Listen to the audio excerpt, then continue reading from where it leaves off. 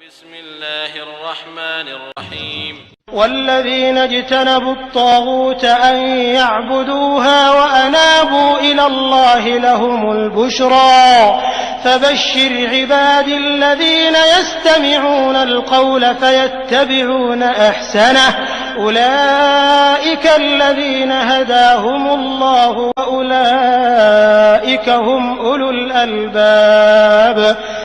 ദുർമൂർത്തിയെ ആരാധിക്കുന്നത് വർജിക്കുകയും അല്ലാഹുവിലേക്ക് വിനയത്തോടെ മടങ്ങുകയും ചെയ്തവരാരോ അവർക്കാണ് സന്തോഷവാർത്ത. അതിനാൽ എന്റെ ദാസന്മാർക്ക് നീ സന്തോഷവാർത്ത അറിയിക്കുക. അതായത് വാക്ക് ശ്രദ്ധിച്ചു കേൾക്കുകയും അതിൽ ഏറ്റവും നല്ലത് പിൻപറ്റുകയും ചെയ്യുന്നവർക്ക്. അക്കൂട്ടർക്കാകുന്നു അല്ലാഹു മാർഗദർശനം നൽകിയിട്ടുള്ളത്. അവർ തന്നെയാകുന്നു ബുദ്ധിമാന്മാർ. അസ്സലാമു അലൈക്കും വറഹ്മത്തുള്ളാഹി വബറകാതുഹു. അൽഹംദുലില്ലാഹി വഹ്ദഹു വസ്സലാത്തു വസ്സലാമു അലാ മൻ ലാ നബിയ്യ ബഅദഹു വഅലാ ആലിഹി വസഹ്ബിഹി വമൻ തബിഅ റുശ്ദഹു. അമ്മാ ബഅദ്.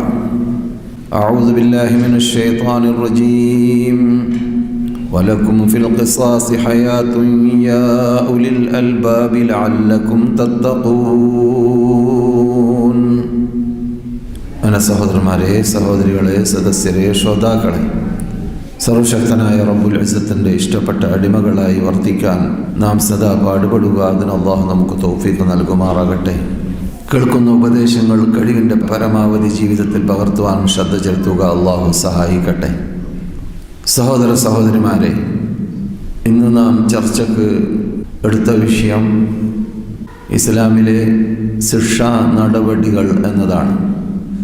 ഈ വിഷയം യഥാർത്ഥത്തിൽ ചർച്ച ചെയ്യുമ്പോൾ പ്രധാനമായി ശ്രദ്ധിക്കേണ്ട ഭാഗം ഇസ്ലാം അനുഗ്രഹത്തിൻ്റെ മതമാണ് എന്നതുകൊണ്ട് തന്നെ ഇസ്ലാം എന്തെല്ലാം ശിക്ഷാ നടപടികൾ ഈ ഇസ്ലാമിൻ്റെ ഉടമയായ റബ്ബുൽ ഇസ്സത്ത് ജല്ല ജലാലുഹു, ആ ഇസ്ലാമിനെ നമുക്ക് ഇറക്കിയതായ റബ്ബുൽ ഇസ്സത്ത് ജല്ല ജലാലുഹു നിർണയിച്ചിട്ടുണ്ടെങ്കിൽ ആ നിയമങ്ങൾ മുഴുവനും അനുഗ്രഹീത നിയമങ്ങളാണ്. ജനങ്ങൾക്ക് നന്മയ്ക്ക് വേണ്ടിയുള്ള നിയമങ്ങളാണ്. ജനങ്ങളെ ദ്രോഹിക്കാനോ പ്രയാസപ്പെടുത്താനോ ബുദ്ധിമുട്ടാനോ ഉള്ള നിയമങ്ങൾ ഒന്നും തന്നെ ഇസ്ലാമിലില്ല. അത് ഇസ്ലാമിൻ്റെ ഒരു മഹാ പ്രത്യേകതകളിൽപ്പെട്ടതാണ്. അതുകൊണ്ട് തന്നെയാണ് ഉന്നത തലത്തിൽ ഇസ്ലാമിൻ്റെ നിയമ വ്യവസ്ഥയും ഇസ്ലാമിൻ്റെ വിധി വിലക്കുകളും നടപ്പാക്കിക്കൊണ്ടേ ഇരിക്കുന്ന സമൂഹം നിലകൊള്ളുന്നതും ലോകത്ത്.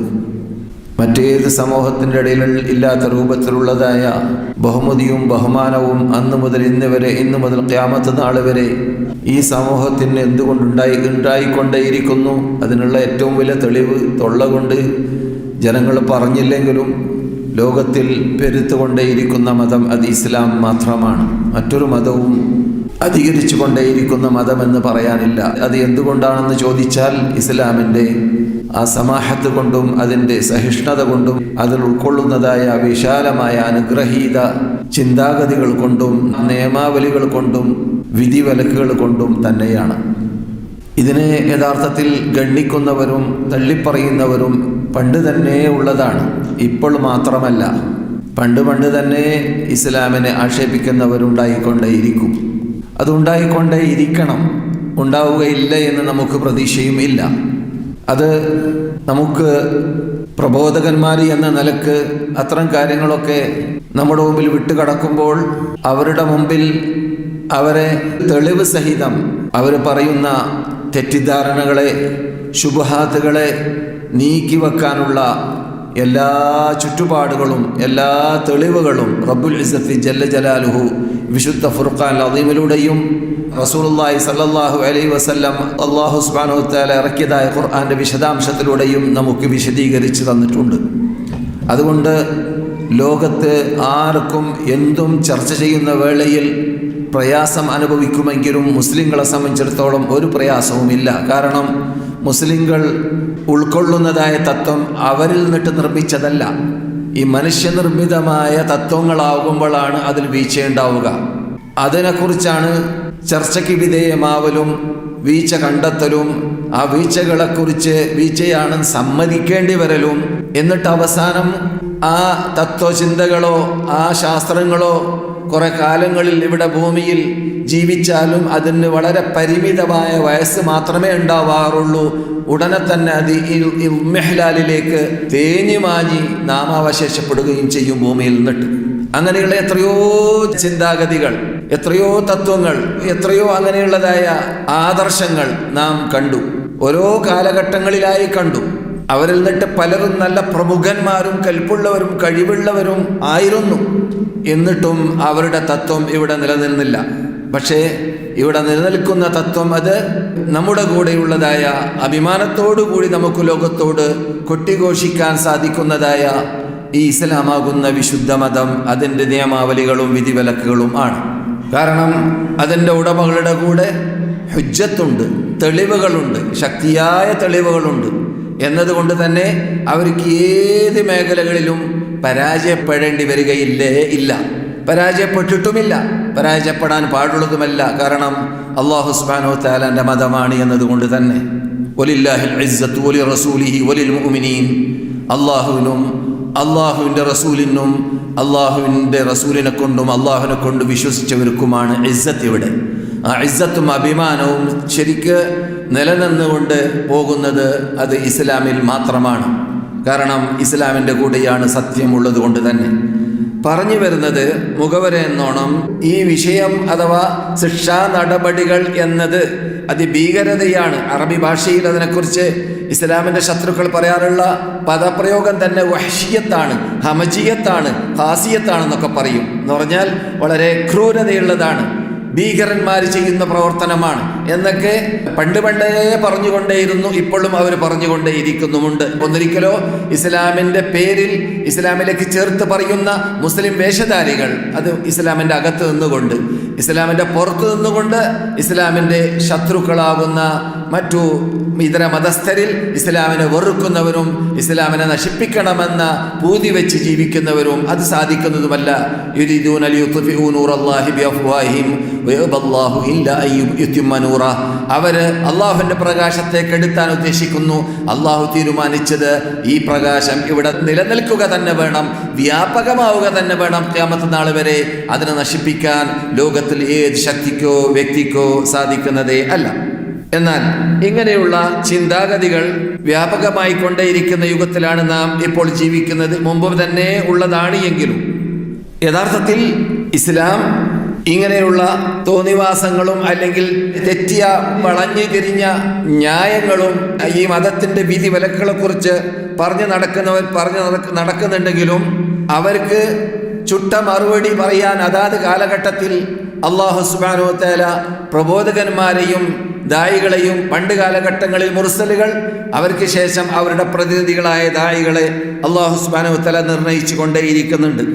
പക്ഷേ പ്രശ്നം ഇവിടെ എന്തെന്ന് പറഞ്ഞാൽ പെട്ടെന്ന് പാമരന്മാരായ നാടന്മാരായ ജനങ്ങളുടെ മുമ്പിൽ ചിലപ്പോൾ എന്തൊരു ക്രൂരതയാണത്. അയാളെ വെട്ടിക്കൊല്ലുക എന്ന് പറഞ്ഞാൽ, അയാളെ എറിഞ്ഞു കൊല്ലുക എന്ന് പറഞ്ഞാൽ, അയാൾ ജയിൽ പുള്ളിയാക്കുക എന്ന് പറഞ്ഞാൽ അയാൾ എന്ത് തെറ്റാണ് ചെയ്തിട്ടുള്ളത് എന്നൊക്കെ ചോദിക്കുമ്പോൾ നാടന്മാർ ശരിയാണല്ലോ എന്ന് അവർക്ക് തോന്നിപ്പോകാൻ സാധ്യതയുണ്ട്. കാരണം അറിവില്ലായ്മ കാരണത്താൽ ആ രൂപത്തിലാണ് അത് ജനങ്ങളുടെ ഇടയിൽ അവരെ കവളിപ്പിക്കലും ജനങ്ങളുടെ ഇടയിൽ തോന്നിപ്പിക്കലും. അത് ഇസ്ലാമിൻ്റെ ശത്രുക്കളാവട്ടെ അല്ലെങ്കിൽ മുസ്ലിങ്ങളാണെന്ന പേരിൽ ഇസ്ലാമിലേക്ക് ചേർത്ത് പറയുന്ന വിഭാഗമാവട്ടെ, അവരിൽപ്പെട്ടവരാണ് യുക്തിവാദികളെ പോലോത്തവർ അല്ലെങ്കിൽ നിരീശ്വരവാദികളെ പോലോത്തവർ.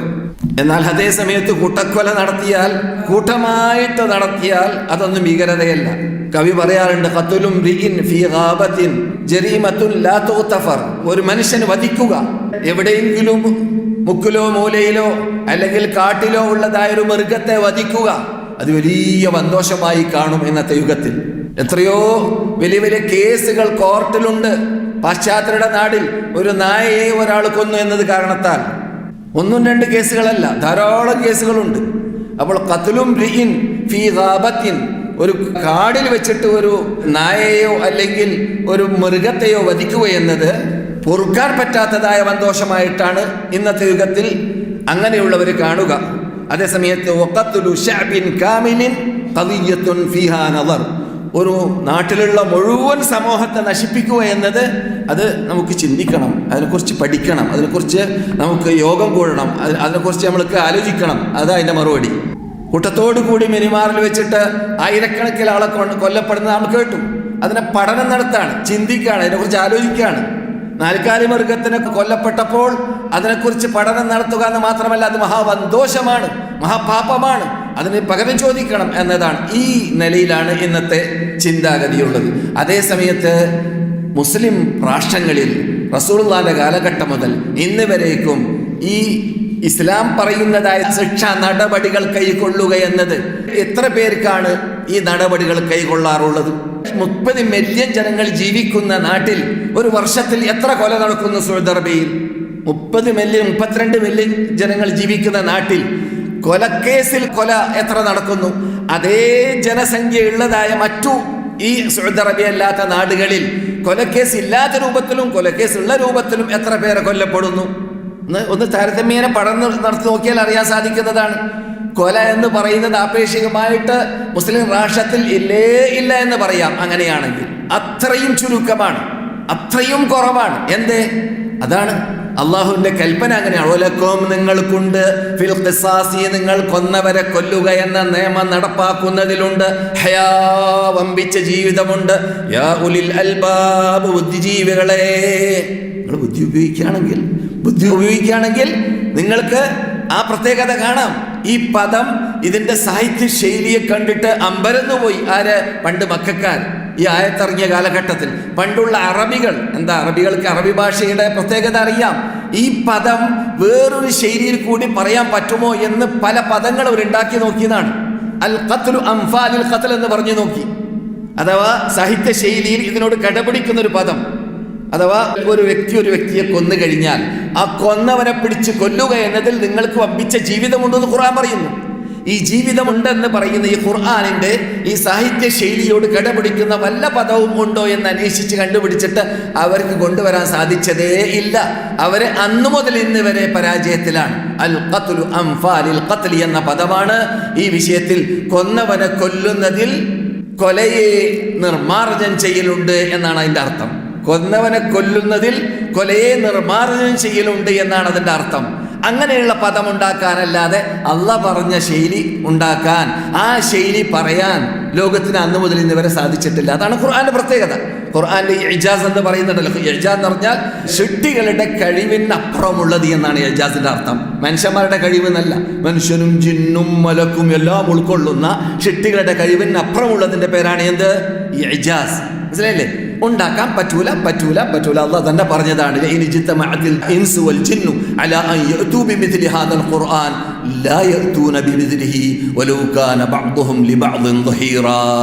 നിങ്ങൾ അക്കാദമി രൂപീകരിച്ച് കോൺഫറൻസ് ഉണ്ടാക്കി ലോകത്തിന്റെ നാനാതുറകളിൽ കൂട്ടമായി ജിന്നുകൾ വേറെ ഇൻസുകൾ വേറെ അങ്ങും ഇങ്ങും സഹായ സഹകരണം ചെയ്തിട്ട് ഒരു സൂക്തമെങ്കിലും ഇതുപോലെയുള്ള ഈ ഗ്രന്ഥം പോലെയുള്ള ഖുർആനിൽ സൂക്തമെങ്കിലും ഉണ്ടാക്കാൻ വേണ്ടി തീരുമാനിച്ചാൽ നിങ്ങൾക്ക് സാധിക്കുക തന്നെ ഇല്ല എന്ന് പണ്ട് അള്ളാഹ് തീർത്ത് പറഞ്ഞതായ ഗ്രന്ഥത്തിന്റെ ഉടമകളാണ് നാം. യഥാർത്ഥത്തിൽ ആ ഗ്രന്ഥത്തിലാണ് അള്ളാഹു പറയുന്നത്, വലക്കും ഫിൽ ഖിസാസി ഹയാ, നിങ്ങൾ കൊന്നവരെ കൊല്ലുക എന്ന വിധി നടപ്പാക്കുന്നതിലൂടെ നിങ്ങൾക്ക് എന്ത് സംഭവിക്കാൻ സാധിക്കും?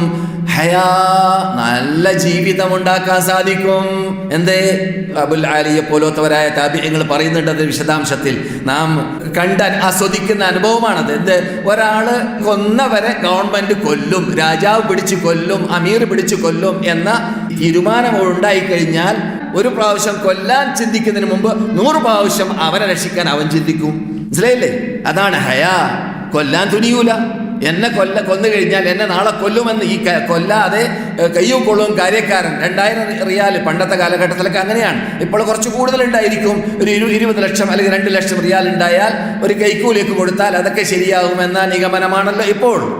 എന്നാൽ റബ്ബുൽ ഇസ്സത്ത് ജല്ല ജലാലുഹു യഥാർത്ഥത്തിൽ ഈ വിധി ലോകത്തിൽ നടപ്പാക്കിയ സന്ദർഭത്തിൽ ഇങ്ങനെയുള്ള വിധി കൊണ്ട് ഉദ്ദേശിക്കുന്നത് മനുഷ്യർക്കുള്ളതായ അനുഗ്രഹീത മതമാണ് എന്നത് അള്ളാഹു അതിലൂടെ സ്ഥാപിക്കുകയാണ്. അനുഗ്രഹീത മതം, എല്ലാവർക്കും സുരക്ഷിതത്വത്തോടു കൂടി ജീവിക്കാം. ഉദാഹരണത്തിന് സൗദി ഗവൺമെന്റ് ഇവിടെ ഇസ്ലാമിക ഭരണകൂടം നടപ്പാക്കാൻ 300ഓളം കൊല്ലങ്ങൾ മുമ്പ് മക്ക മദീന അല്ലാത്ത മറ്റു ദേശങ്ങളിലൊക്കെ ആരംഭിച്ചു എങ്കിലും മക്കയിലും മദീനയിലും നിങ്ങൾക്ക് അറിയാവുന്നതുപോലെ ഏകദേശം 100ഓളം കൊല്ലമായി. ഈ 100ഓളം കൊല്ലമായതിൽ നിന്നിട്ട് 50ഓളം കൊല്ലം മുമ്പാണ് ഈ സാധി ഏകദേശം ഇവിടെ എത്തുന്നത്. ഈ കാലഘട്ടത്തിൽ ഈ കവർച്ച സംഘത്തോട് വിടവാങ്ങിയതായ കാലഘട്ടമാണ്. വിടവാങ്ങിക്കൊണ്ടേയിരിക്കുകയാണ് ഇവിടെയുള്ളതായ ജനങ്ങൾ. അങ്ങനെയുള്ള കാലഘട്ടമായതുകൊണ്ട് തന്നെ 80 വയസ്സുള്ള മനുഷ്യന്മാരോടൊക്കെ ഞങ്ങൾ സംസാരിച്ചതിനെക്കുറിച്ച് ഞാൻ പലപ്പോഴും ക്ലാസ്സിൽ പറഞ്ഞിട്ടുണ്ട്. അത് നമുക്ക് പാഠമാണ്. അതിൽ ഞാൻ ജീവിച്ചത് തന്നെ എന്താണ്, കവർച്ച സംഘത്തിന്റെ മെമ്പർഷിപ്പ് നേടിയിട്ടാണ്. എപ്പോൾ അബ്ദുൽ അസീസ് രാജാവ് ഭരണകൂടം ഏറ്റെടുക്കുന്നത് വരേക്കും അള്ളാഹുവിന്റെ ഫضലും റഹ്മത്തും അനുഗ്രഹവും ഇല്ലെങ്കിലും പിന്നെ അദ്ദേഹം സുമ്മ പറയുകയാണ്. വാദിൽ ഫർ എന്ന് പറയുന്ന നാട്ടിൽ വെച്ചിട്ടുള്ള ഒരു 80കാരൻ പറഞ്ഞ സംഭവമാണ് നിങ്ങളെ ഞാൻ കേൾപ്പിക്കുന്നത്. കുറേ കാലഘട്ടം മുമ്പ് ഞാൻ ഇത് കേൾപ്പിച്ചിട്ടുമുണ്ട്. വാദിൽ ഫറ ഇവിടുന്ന് 150 കിലോമീറ്റർ അകലെയുള്ളതായ ആജിമാർ വരുന്ന വഴിയിലിരുന്നു കൊണ്ട് ആജിമാരെ ചൂഷണം ചെയ്തുകൊണ്ട് കക്കുന്നവരുടെ കഥ പറയുന്ന സംഭവത്തിൽ ഞാൻ പറയാറുണ്ട്. ഈ വ്യക്തി 80 വയസ്സിൽ നിന്നിട്ട് അദ്ദേഹം 40 കൊല്ലം ജീവിച്ചത് ആജിമാരെ കൊന്നിട്ടാണെന്നാണ് മൂപ്പര് പറഞ്ഞത്. ആജിമാരെ കൊന്നിട്ട് ചിലപ്പോൾ ഞങ്ങൾ ആജിമാരെ പിടിച്ചു കൊല്ലും. എന്തിനാണ്? കാശ് കിട്ടുമെന്ന പ്രതീക്ഷയോട് കൂടി.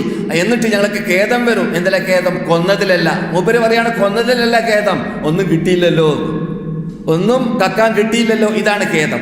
ഈ രൂപത്തിൽ ജീവിച്ചിരുന്നേനെ അള്ളാഹുവിന്റെ തൗഫീഖില്ലെങ്കിൽ പിന്നെ എന്താണ്?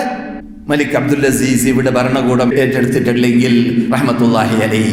അപ്പോൾ അത് ഞാൻ കണ്ടാസ്വദിച്ച ആളാണ്. ഇവിടെ വന്ന ഉടനെ ഇവിടെ നിന്ന് ജീസാൻ വരെ പോകുന്ന വഴി ഞാൻ ഏകദേശം ദശവർഷങ്ങൾ ഈ മദീനയിൽ നിന്നിട്ട് 1500 കിലോമീറ്റർ ഞാൻ തന്നെ വണ്ടി ഓട്ടി പോയാളും വന്നാളുമാണ്. അവിടെയെല്ലാം പണ്ടുള്ള അഥവാ സൗദി ഗവൺമെന്റ് വരുന്നതിന് മുമ്പുള്ള കാലഘട്ടങ്ങളിൽ ഈ ഖുത്താഉത്തുറഖ് കേന്ദ്രീകരിച്ച സ്ഥലങ്ങളൊക്കെ അവിടെ യാത്ര സന്ദർഭങ്ങളിൽ ഞങ്ങളോട് പലരും പറയാറുണ്ട്, ഇവിടെ ഖുത്താഉത്തുറഖ് അഥവാ കവർച്ച സംഘം കേന്ദ്രീകരിക്കുന്ന സ്ഥലമാണ് എന്നൊക്കെ പറയാറുണ്ട്. അതിനൊക്കെ നിർമ്മാർജ്ജനം ചെയ്യാൻ സാധിച്ചത് എന്തുകൊണ്ടാണ്?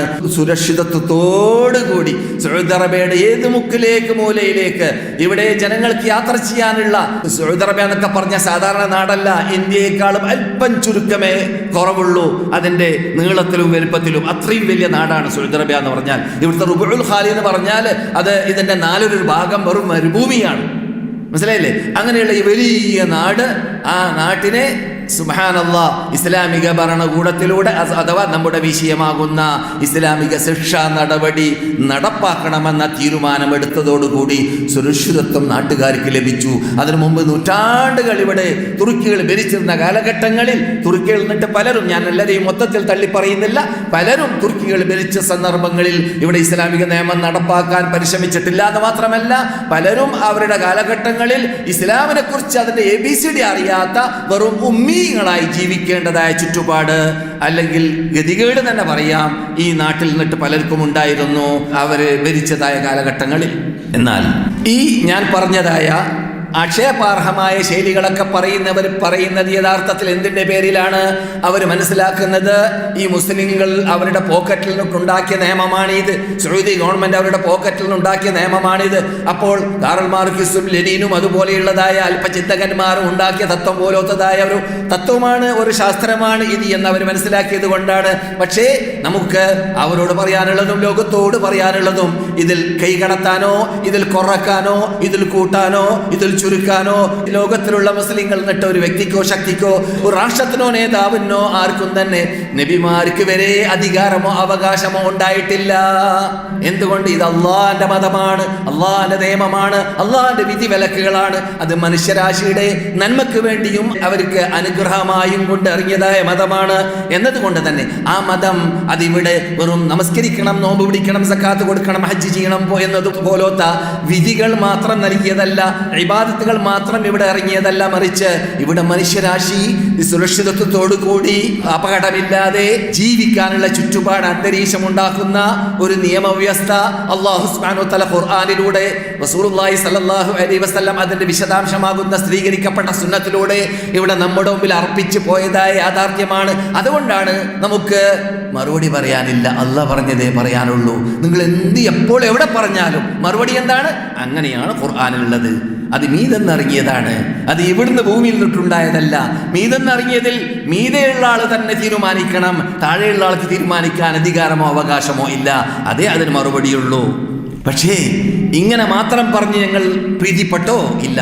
ഞങ്ങളുടെ നേതാവ് ഇത് നടപ്പാക്കാൻ വേണ്ടി ഇവിടെ ഈ മദീനയെ ആധാരമാക്കി, ഈ മദീനയെ കേന്ദ്രമാക്കി ആരംഭിച്ച കാലഘട്ടത്തിൽ റസൂലുള്ളാഹി സ്വല്ലല്ലാഹു അലൈഹി വസല്ലമിന് ഇവിടെ മുതൽ 1500 കിലോമീറ്റർ ഞാൻ പറഞ്ഞു, ഞാൻ പോകാറുള്ള നാടാകുന്ന സൗദി അറേബ്യയുടെ തെക്ക് ഭാഗത്തുള്ള അതിർത്തി വരെ, ആ അതിർത്തിയിൽ നിന്നിട്ട് ഏകദേശം പിന്നെയും 500 കിലോമീറ്റർ പോകുമ്പോഴാണ് സന്നാ പോലത്തതായ ആ നാട്ടിന്റെ ക്യാപിറ്റലിലേക്ക് എത്തുക. അങ്ങനെയുള്ളതായ ആ നാട് മുതൽ മക്ക വരെ റസൂൽ പറയുകയാണ്. അതുപോലെ തന്നെ നിങ്ങൾ കേൾക്കാൻ പോകുന്ന ഹദീസിലുള്ളത് പോലെ നിങ്ങൾ കേട്ടതായ ഇതേ മക്ക മുതൽ ഹിയറ വരെ, ഹിയറ എന്ന് പറഞ്ഞാൽ ഇറാഖ് വരെ, ഇറാഖിൻ്റെ ഒരു പട്ടണമാണിത്. റസൂലുള്ളാഹി സ്വല്ലല്ലാഹു അലൈഹി വസല്ലം വഹിയിലൂടെ സംസാരിക്കുന്നത് കൊണ്ട് റസൂലുള്ളാഹി സ്വല്ലല്ലാഹു അലൈഹി വസല്ലം 4000-ഓളം 3000-ഓളം വർഷങ്ങൾക്ക് മുമ്പ് രാജാക്കന്മാർ ഭരിച്ച കാലഘട്ടത്തിലുള്ളതായ ഒരു നാട്ടിൻ്റെ പേരാണത്. ആ നാട് ഹിയറ എന്ന് പറയുന്നത് അത് കൂഫയിൽ സ്ഥിതി ചെയ്യുന്ന, നജിഫിന് തൊട്ട് സ്ഥിതി ചെയ്യുന്ന നാടാണ്. ആ നാടിന് റസൂൽ അന്ന് ഉപയോഗിച്ച പേര് പണ്ടത്തെ 1000 വർഷങ്ങൾക്ക് മുമ്പുള്ള പേരാണ്. അതുകൊണ്ട് മഹാനായ അദീ ഇബ്നു ഹാത്തിം റസൂലുള്ളാഹിയുടെ ഹദ്റത്ത് ഉണ്ടായിരിക്കവേ ചോദിക്കുകയുണ്ടായി, ഹൽ റഅയ്തൽ ഹിയറ, നിങ്ങൾ ഹിയറ എന്ന് പറയുന്ന നാട് കണ്ടിട്ടുണ്ടോ? ഇല്ല, ഞാൻ കേട്ടിട്ടുണ്ട് റസൂലേ, കണ്ടിട്ടില്ല റസൂലേ. നിങ്ങൾ കേൾക്കുന്നത് ബുഖാരി മുസ്ലിം റിപ്പോർട്ട് ചെയ്ത മുത്തഫഖുൻ അലൈഹി ആയ ഹദീസാണ്. അതെ, അപ്പോൾ അദ്ദേഹം പറഞ്ഞു, ഇല്ല റസൂലേ. ഹൽ റഅയ്തൽ ഹിയറ? ഖുൽതു ലം അറഹാ വഖദ് ഉംബിതു അൻഹാ, എനിക്ക് വാർത്ത കിട്ടിയിട്ടുണ്ട് അങ്ങനെയുള്ള ഒരു നാട് അവിടെ ഉണ്ട് എന്ന്. ഖാല, റസൂൽ പറയുന്നു, ലഇൻ താലത് ബിക ഹയാ, നിങ്ങൾ ഇനിയും കൂടി ജീവിക്കുകയാണെങ്കിൽ, നിങ്ങൾ ദീർഘമായി ജീവിക്കുകയാണെങ്കിൽ, ലതറയിന്ന അല്ലഈനത തർതഹിലു മിനൽ ഹിയറ, ഹിയറ എന്ന് പറയുന്ന നാട്ടിൽ നിന്നിട്ട് ഹൗദജിന്റെ മീതെ കയറിയിരിക്കുന്ന പെണ്ണ് കയറിയിരുന്നു കൊണ്ട്, ഹൗദജ് നിങ്ങൾക്കറിയാമല്ലോ, ഒട്ടകത്തിന്റെ മീതെ ഉള്ളതായ ആ കൂടാരം, അതിന്റെ മീതെ കയറിയിരിക്കുന്ന പെണ്ണ് ആ ഹിയറ എന്ന നാട്ടിൽ നിന്നിട്ട് മക്ക വരെ ഉംറ ചെയ്യാൻ, ഹജ്ജ് ചെയ്യാൻ വരുമ്പോൾ ആരെയും അവർക്ക് ഭയപ്പെടേണ്ടി വരിക തന്നെ ഇല്ല. അങ്ങനെയുള്ള നാടിനെ, അങ്ങനെയുള്ള കാലത്തെ നിങ്ങൾ കാണുക തന്നെ ചെയ്യുമെന്ന് ജീവിതത്തിൽ കളവ് പറയാത്തവരും നമ്മുടെ പരിസരത്തിൽ അന്തവിഷമങ്ങളൊന്നവരുമായ നബിയുനാ മുഹമ്മദുൻ റസൂലുള്ളാഹി മഹാനായ അദീ പറയുന്നു, ഞാൻ അത് കണ്ടു, ഞാൻ അതിന് ദൃസാക്ഷിയായി. ഹദീസിന്റെ സമാപനത്തിലുള്ള വാക്കാണത്, ഞാൻ അതിന് ദൃസാക്ഷിയായി. അതെ, അപ്പോൾ എന്താണ് ഇസ്ലാം ഉദ്ദേശിക്കുന്നത്? റസൂലുള്ളാഹി പറഞ്ഞത് ഇറാഖ് മുതൽ മക്ക വരെ, സൻആ മുതൽ മക്ക വരെ ജനങ്ങൾക്ക് സുരക്ഷിതത്വത്തോടു കൂടി ജീവിക്കാനുള്ള ചുറ്റുപാട് ലഭിക്കും. ആർക്കും ആരെയും ഭയപ്പെടേണ്ടി വരികയില്ല. ആട്ടിടിയന്മാർക്ക്, ആടുകൾക്ക് ചെന്നായല്ലാതെ, വേറെ ഹദീസുകളിലുണ്ട്, ആടുകൾക്ക് ചെന്നായ ഭയപ്പെടേണ്ടി വരും, മനുഷ്യന്മാരെ ഭയപ്പെടേണ്ടി വരികയില്ല. അങ്ങനെയുള്ള കാലഘട്ടം വരാൻ പോകുന്നുണ്ട്. മഹാനായ അദീ പറയുന്നു, ഞാനത് ആസ്വദിച്ച ആളാണ്, ഞാനത് കണ്ട ആളാണ് എന്ന്. അപ്പോൾ അങ്ങനെയുള്ള സുരക്ഷിതത്വമുള്ള ചുറ്റുപാട് അന്തരീക്ഷം ഉണ്ടാക്കിയെടുക്കലാണ് ഈ ഇസ്ലാമിലൂടെ, ഈ തത്വത്തിലൂടെ അള്ളാഹു ഉദ്ദേശിക്കുന്നത്. അത് കണ്ട് ആസ്വദിച്ചവരാണ് മുസ്ലിങ്ങൾ. അതുകൊണ്ട് കുറ്റം പറയുന്നവരെ, തള്ളിപ്പറയുന്നവരെ, അവഗണിക്കുന്നവരെ, ആക്ഷേപിക്കുന്നവരെ, ശുബ്ഹാത്തുകൾ വെച്ച് പുലർത്തുന്നവരെ ഞങ്ങൾ അത് കേൾക്കാൻ തയ്യാറില്ലേ?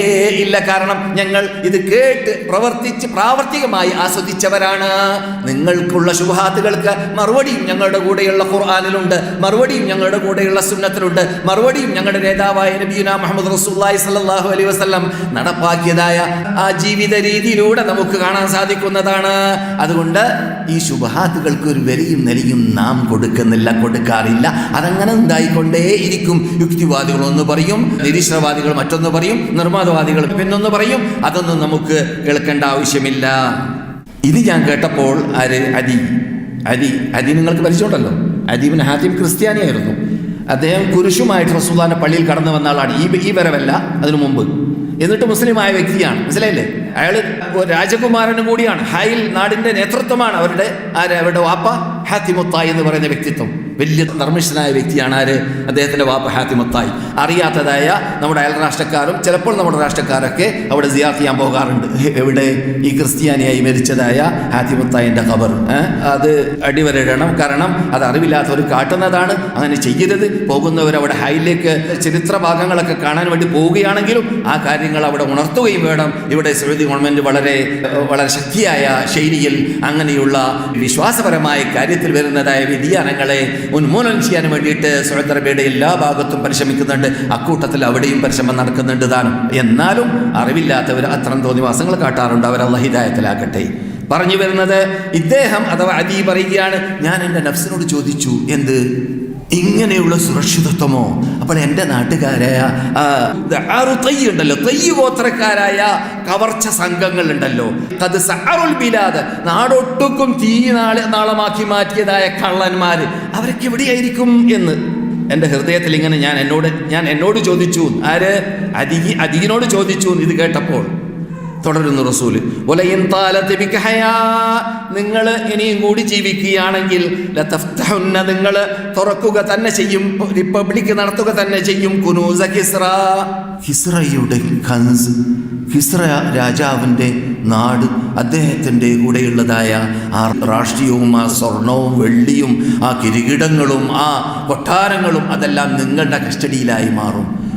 അത്ഭുതപ്പെട്ടുകൊണ്ട് ചോദിക്കുകയാണ് അദ്ദേഹം. രാജാവാണല്ലോ, ഞാൻ പറഞ്ഞല്ലോ, അദ്ദേഹം നേതാവായിരുന്നു. അതുകൊണ്ട് എന്താ കിസ്റ എന്നൊക്കെ അറിയാം. മൂപ്പർ അത്ഭുതപ്പെട്ട് ചോദിക്കുകയാണ്. ബുഖാരിയിലാണ് ഹദീസ്, മുസ്ലിമിലാണ് ഹദീസ്. കിസ്റ ഹുർമസ്, കിസ്റ ഹുർമസ്, അത് പേർഷ്യൻ നേതാവിൻ്റെ പേരാണ്. അദ്ദേഹത്തെയാണോ നിങ്ങൾ ഉദ്ദേശിക്കുന്നത്? റസൂൽ പറഞ്ഞു, കിസ്റ ഹുർമസ്, അദ്ദേഹത്തെ തന്നെ. മനസ്സിലായില്ലേ? അപ്പോൾ അന്ന് ലോകത്തുള്ള 2 രാഷ്ട്രങ്ങളാണ്. ഒന്ന് കൈസർ, മറ്റൊന്ന് കിസ്റ. കൈസർ എന്ന് പറഞ്ഞാൽ റോമൻ ചക്രവർത്തി, കിസ്റ എന്ന് പറഞ്ഞാൽ പേർഷ്യൻ ചക്രവർത്തി. അങ്ങനെയുള്ള പേർഷ്യൻ ചക്രവർത്തി നമ്മുടെ കീഴിലാകുമെന്നോ? മഹാൻ അത്ഭുതപ്പെട്ടുകൊണ്ട് ചോദിക്കുകയാണ്. റസൂൽ പറഞ്ഞു, അതേ. മനസ്സിലായില്ലേ? ഹദീസ് നീണ്ടതാണ്, അവിടേക്ക് എത്താൻ നമുക്ക് സാധിക്കൂല. ഞാൻ ഹദീസിൻ്റെ സമാപനത്തിൽ പറയുന്ന വാക്ക് വീണ്ടും പറയുന്നു. അദി പറയുന്നു, ഞാൻ അതും കണ്ടു, ഞാനത് അഥവാ റിപ്പബ്ലിക്കാക്കിയ കൂട്ടത്തിൽ ഞാനുണ്ട്, ഞാനത് കണ്ടാസ്വദിച്ച ആളാണ്. ആര്? അദി ഇബ്നു ഹാത്തിം റളിയല്ലാഹു തആല അൻഹു. അപ്പോൾ ഇങ്ങനെയുള്ള വിശാലമായ തത്വങ്ങൾ മുമ്പിൽ വെച്ചുകൊണ്ട് പ്രവർത്തിക്കുന്ന മതമാണ് ഈ മതം. അതുകൊണ്ട് നിങ്ങൾ ചോദിക്കുന്നതായ അല്പചിന്തകന്മാരുടെ ബുദ്ധിയിൽ നിന്നിട്ട് ഉത്ഭവിച്ച ചോദ്യങ്ങൾക്ക് പെട്ടെന്ന് ഞങ്ങൾ മറുപടി പറഞ്ഞില്ലെങ്കിൽ നിങ്ങൾ ഞങ്ങൾ വിജയിച്ചു, അവർ പരാജയപ്പെട്ടു എന്ന് പറഞ്ഞു പോകരുത്.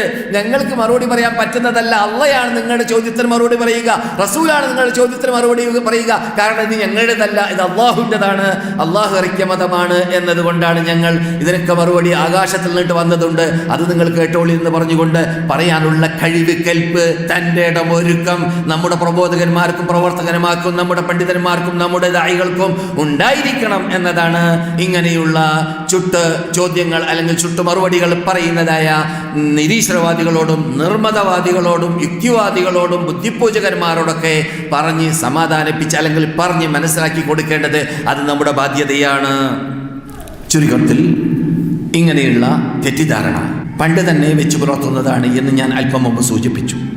പെട്ടെന്നുള്ള നോട്ടത്തിൽ കാണാൻ സാധിച്ചു ഇങ്ങനെയുള്ള തെറ്റിദ്ധാരണകൾ പണ്ട് തന്നെ ഉണ്ട് എന്നതിലേക്ക് തെളിവായിട്ട് ഇബ്നു കസീർ റഹ്മത്തുള്ളാഹി അലൈഹി വസ്സാരിഖു വസ്സാരിഖത്തു ഫഖ്തഉ ഐദിയഹുമ ജസാഅൻ ബിമാ കസബ നകാല മിനല്ലാഹി, കട്ടാളുടെ കൈ വെട്ടണം എന്നുള്ള ഹദീസ് ഉണ്ടല്ലോ, അത് നടപ്പാക്കിയുള്ള പ്രത്യേകതയൊക്കെ കഴിഞ്ഞ ക്ലാസ്സിൽ വരെ ഞാൻ സൂചിപ്പിച്ചിട്ടുണ്ട്. ഞാനിവിടെ വന്നപ്പോൾ മസ്ജിദുൻ നബവിയുടെ ബാബു ഉമറിന്റെ മുമ്പിൽ കെട്ടിത്തൂക്കപ്പെട്ടതായിട്ട് ഞാൻ കണ്ടിട്ടുണ്ട് കൈകൾ. അന്നത്തെ കാലഘട്ടങ്ങളിൽ വിദേശികൾ വന്ന് തുടങ്ങിയിട്ടില്ല, വരാൻ തുടങ്ങുന്നതേ ഉള്ളൂ. എന്നതുകൊണ്ട് തന്നെ എൻ്റെ കാതിലല തല്ലിയ ശബ്ദം ഇന്ന് വരെ ഞാൻ മറന്നിട്ടില്ല. എന്താണ് കൈക്കൂലി എന്നത് ഇവിടുത്തെ പോലീസുകൾക്ക് അറിയുകയില്ല എന്ന് സമ്മതിച്ച പലരെയും ഞാൻ കേട്ടിട്ടുണ്ട്, കണ്ടിട്ടുണ്ട്. അറിയില്ല. അങ്ങനെയാണ് ഇവിടെയുള്ള ജനങ്ങൾ ജീവിച്ചിരുന്നത്. പിന്നെ എപ്പോഴാണ് കൈക്കൂലി പഠിച്ചവർ പഠിച്ചത്? എല്ലാവരും അല്ലാഹു ഹിദായത്തിലാക്കട്ടെ. എപ്പോഴാണ് ഇങ്ങനെയുള്ള അനാചാരങ്ങൾ ചെയ്തവർ ചെയ്തത്? എപ്പോഴാണ്? വിദേശികൾ വന്ന് നിറഞ്ഞപ്പോഴാണ്. അവരുടെ നാട് അവർക്ക് നമുക്കൊക്കെ പരിചയമുള്ളതുപോലെ ഇസ്ലാം നടപ്പാക്കാത്ത നാടാണ്, ഇസ്ലാമിക നിയമം നടപ്പാക്കാത്ത നാടാണ്, ഇസ്ലാമിക രാഷ്ട്രമില്ലാത്ത നാടാണ്. അങ്ങനെയുള്ള നാടുകളിൽ ജീവിക്കുന്നവരിവിടെ വരുമ്പോൾ അവർക്കിവിടെ വരുമ്പോൾ അവർക്ക് കള്ള് കാച്ചേണ്ടി വരും, കട്ടൊളിച്ചിട്ട് കക്കേണ്ടി വരും, കട്ടൊളിച്ചിട്ട് അങ്ങനെ പല പല കാര്യങ്ങൾ ചെയ്യേണ്ടി വരും. അപ്പോഴാണ് അവർ പെടുന്നതും അപകടത്തിൽ പെടുന്നതൊക്കെ.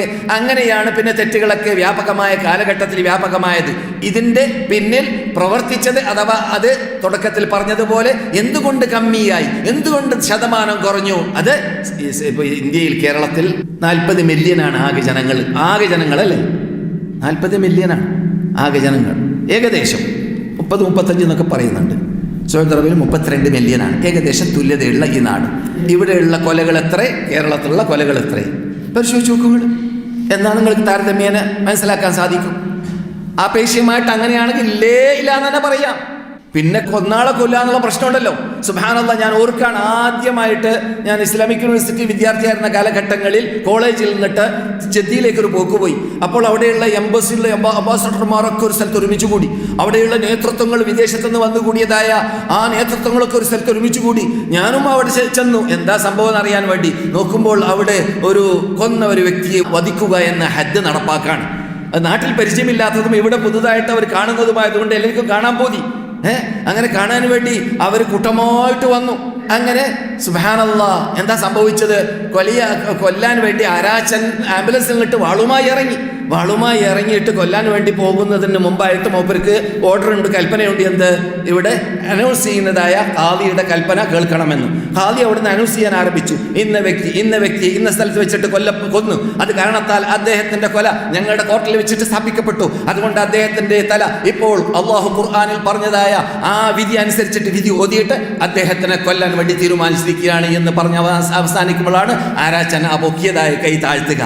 അങ്ങനെ കൊല്ലാൻ വേണ്ടി പൊക്കിയതായ കൈ ഉടനെ തന്നെ അദ്ദേഹം ഈ കഴുത്തിലേക്ക് താഴ്ന്നതിന് പകരം അദ്ദേഹം ഭൂമിയിലേക്കാണ് താഴ്ത്തിയത്. എല്ലാവരും അല്ലാഹു അക്ബർ എന്ന് പറയുന്ന ആ ബഹുഭൂരിപക്ഷം ഇതര മതസ്ഥരുള്ളതായ എംബസിയിൽ നിന്നിട്ട് വന്നവരായ വിഭാഗം, എംബസിയിൽ നിന്നിട്ട് വന്നവര് അധികവും ഇതര മതസ്ഥരാണ്. അവരൊക്കെ അമ്പരന്ന് പോയി, അല്ലെങ്കിൽ അത്ഭുതപ്പെട്ടു പോയി. എന്താ സംഭവിച്ചത്? അവിടെ ഒരു വിധിയാണ്, അനുഗ്രഹീത മതത്തിന്റെ ഒരു വിധിയാണ്. ആ വിധിയാണ് അവിടെ വന്നത്. അഥവാ സഹോദരൻ, കൊന്നവന്റെ സഹോദരനായ കൊല്ലപ്പെട്ട വിഭാഗത്തിന്റെ ആ വ്യക്തിയിൽ നിന്നിട്ട് ആരെങ്കിലും മാഫി ചെയ്തു കഴിഞ്ഞാൽ, കുടുംബ മെമ്പർമാർ, അർഹപ്പെട്ട അസബ മാഫി ചെയ്താൽ അദ്ദേഹത്തിന് പറ്റി തൊട്ടുപോകാൻ പാടില്ല, കൊല്ലാൻ പാടുള്ളതല്ല, മറിച്ച് അദ്ദേഹത്തിന് മാഫ് കൊടുക്കേണ്ടതാണ്. പിന്നെ ഒരു പക്ഷെ അവിടെ ദിയ കൊടുക്കാനുണ്ടെങ്കിൽ ദിയ കൊടുക്കേണ്ടി വരും എന്ന വിധി അവിടെ നടപ്പാക്കപ്പെട്ടു. തക്ബീർ ധ്വനികൾ മുഴക്കി പത്രങ്ങളിൽ വന്നു. ഞാൻ പറയുന്നത് ആ അനുഗ്രഹീത അന്തരീക്ഷം. എന്താ സംഭവിച്ചത്? ഒരാൾ കൊല്ലപ്പെട്ടു, രണ്ടാമത്തെ ആളെ കൊല്ലപ്പെടുന്നതിൽ നിന്നിട്ട് രക്ഷപ്പെടുകയും ചെയ്തു. പക്ഷേ മറ്റുള്ളവർക്കൊക്കെ മനാപാഠമായി മാറി ഈ കണ്ട. അതുകൊണ്ട് അള്ളാഹുവിന്റെ കൽപ്പന എന്താണ്? ജനസമുദ്രത്തിൽ വെച്ചിട്ട് ആൾക്കാരുടെ മുമ്പിൽ വെച്ചിട്ടായിരിക്കണം ഹജ്ജ് നടക്കേണ്ടത്. അത് ജനങ്ങൾ അതിലൂടെ പാഠം ഉൾക്കൊള്ളാൻ വേണ്ടി തന്നെ. അപ്പോൾ ഈ കുറ്റം പറയുന്ന ഒരു കുറ്റം പറഞ്ഞ് അടക്കാന്നല്ലാതെ യഥാർത്ഥത്തിൽ ആ പറയുന്ന കുറ്റങ്ങൾക്ക് പിന്നിൽ എന്തില്ല? ഞാൻ നേരത്തെ പറഞ്ഞതുപോലെ അവരുടെ നാടുകളിലും അവരുടെ പ്രദേശങ്ങളിലും ലോകത്തിൽ ആ സകലവും കൂട്ടമായിട്ട് ലക്ഷങ്ങളെ വധിച്ചുകൊണ്ടേയിരിക്കുന്നു. ഒരു ബോംബ് കൊണ്ട് 1000 അല്ല 10,000 അല്ല, ചിലപ്പോൾ അതിൽ കൂടുതൽ വധിക്കപ്പെടുന്നു. എന്നാൽ എവിടെയെങ്കിലും ലക്ഷങ്ങൾ ജീവിക്കുന്ന 30 മില്യൺ ജീവിക്കുന്ന സൗദി അറേബ്യയിൽ ഒരു വ്യക്തിയെ കൊന്നാൽ, ഒരു വ്യക്തിയെ കട്ടാൽ, അല്ലെങ്കിൽ ഒരു വ്യക്തിയെ വ്യഭിചരിച്ച് അത് കാരണത്താൽ അദ്ദേഹം ആക്രമിച്ച് വ്യഭിചരിക്കുമ്പോൾ അദ്ദേഹത്തിന് നടപ്പാക്കേണ്ടത് ഹിറാബ എന്ന നിയമമാണ്. അഥവാ ഹിറാബ എന്ന് പറഞ്ഞാൽ ബലാത്സംഗം ആയുധത്തിലൂടെ ചെയ്തവർക്കാണ് ഹിറാബ. ബലാത്സംഗം ആയുധത്തിലൂടെ ചെയ്തവർക്കാണ് എന്ത്? ഹിറാബ നടപ്പാക്കപ്പെടുക. അങ്ങനെ നടപ്പാക്കുന്ന കണ്ടാൽ അത് എവിടെ 30 ലക്ഷത്തിൽ ഒരാൾക്ക്, 2 ആൾക്ക്, കൂടിയാൽ 5 ആൾക്ക്, 10 ആൾക്ക്, ഈ 30 ലക്ഷത്തിനിടയിൽ അങ്ങനെയുള്ള 30 ലക്ഷം ജീവിക്കുന്ന സ്ഥലത്ത് 3000, 5000, 10,000 കൊല്ലം പ്രതി മരണപ്പെട്ടുകൊണ്ടേയിരിക്കുന്നു. അതിക്രമമായിട്ട്, അനീതിയിലൂടെ. അതിനെക്കുറിച്ച് ചോദ്യമില്ല. എന്നിട്ട് പറയും മനുഷ്യാവകാശം. എന്നിട്ട് എന്താ പേര്? മനുഷ്യാവകാശം. എവിടെയാണ് മനുഷ്യാവകാശം? മനുഷ്യാവകാശം ലോകത്തിന് പഠിപ്പിച്ചത്, ലോകത്തെ സൃഷ്ടിച്ച, പ്രപഞ്ചത്തെ സൃഷ്ടിച്ച, മനുഷ്യന്മാരെ സൃഷ്ടിച്ച റബ്ബാണ്. ആ റബ്ബാണ് മനുഷ്യാവകാശമാണ് നടപ്പാക്കുന്നത്. ആ റബ്ബ് നടപ്പാക്കിയ മനുഷ്യാവകാശം നടപ്പാക്കിയാൽ മാത്രമേ ഇവിടെ സുരക്ഷിതത്വം വീണ്ടെടുക്കാൻ മനുഷ്യരാശിക്ക് സാധിക്കുകയുള്ളൂ. എന്തുകൊണ്ട്? അലാ യഅലമു മൻ ഖലഖ വഹുവൽ ലത്തീഫുൽ ഖബീർ. സൃഷ്ടാവായ റബ്ബിന് സൃഷ്ടികളെ കുറിച്ച് അറിയാതെ വന്നു പോകുമോ? അവൻ സൂക്ഷ്മജ്ഞാനിയല്ലേ, സർവജ്ഞാനിയല്ലേ? നേരത്തെ പറഞ്ഞതുപോലെ അബുൽ അല അൽ മഅരി എന്ന് പറയുന്ന മനുഷ്യൻ ഇന്നുള്ളതായ ബുദ്ധിപൂജകന്മാരുടെ കൂട്ടത്തിൽ പെടുത്താൻ പറ്റുന്ന മനുഷ്യനാണത്. സിന്ദീഖ് എന്നൊക്കെ പേര് വേണമെങ്കിൽ പറയാം. അദ്ദേഹം യദുൻ ബിഖംസി മിഈനിൻ അസ്ജദിൻ ഉദിയത് മാ ബാലുഹാ ഖുതിഅത് ഫീ റുബഅ ദീനാരി. അദ്ദേഹം ചൊല്ലിയ പദ്യമാണ്. തനാഖുദുൻ മാ ലനാ ഇല്ല സുകൂതു ലഹു വഅൻ നഊദ ബിമൗലാനാ മിനൻ നാരി. ശിർക്കിന്റെ പദമാണ്, അല്ലെങ്കിൽ കുഫ്റിന്റെ പദമാണ്. നമുക്കറിയാം, നാം ഇപ്പോൾ സൗദി അറേബ്യയിൽ താമസിക്കുന്നവരായതുകൊണ്ട് സൗദി അറേബ്യയിൽ നടപ്പാക്കപ്പെടുന്നതായ ദിയ, ഒരാളെ പിഴച്ചു വധിക്കപ്പെട്ടാൽ അദ്ദേഹത്തിൻ്റെ കൈയാണ് നഷ്ടപ്പെട്ടതെങ്കിൽ എത്രയാണ് ദിയ? പകുതി. മൂപ്പര് പറയുന്നത് പണ്ടത്തെ എണ്ണമാണ്, അത് നമുക്ക് അർത്ഥം വെക്കണ്ട. ഇപ്പോഴത്തെ എണ്ണം അർത്ഥം വെക്കാം. ഇന്ന് 3 ലക്ഷം റിയാലാണ് ഒരു മനുഷ്യന്റെ ദിയെങ്കിൽ അദ്ദേഹത്തിന്റെ കൈ നഷ്ടപ്പെട്ടാൽ 1.5 ലക്ഷം റിയാലാണ്. കൈ നഷ്ടപ്പെട്ടാൽ 1.5 ലക്ഷം റിയാലാണ്.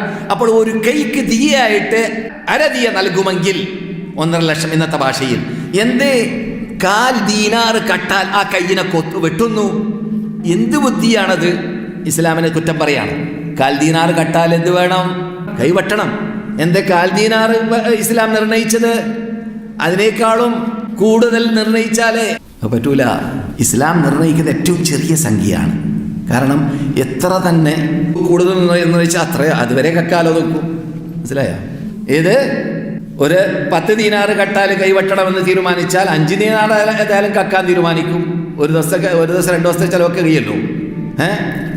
അപ്പോൾ ഇസ്ലാം ഒരു മനുഷ്യന് അനിവാര്യമായി വരുന്നതായ സംഖ്യ വരെ കക്കാൻ പാടില്ല. പക്ഷെ ഇസ്ലാം ഉദ്ദേശിക്കുന്നത് കൈവെട്ടലല്ല. ഇസ്ലാം ഉദ്ദേശിക്കുന്നത് കൈയിനെ നിലനിർത്തലാണ്.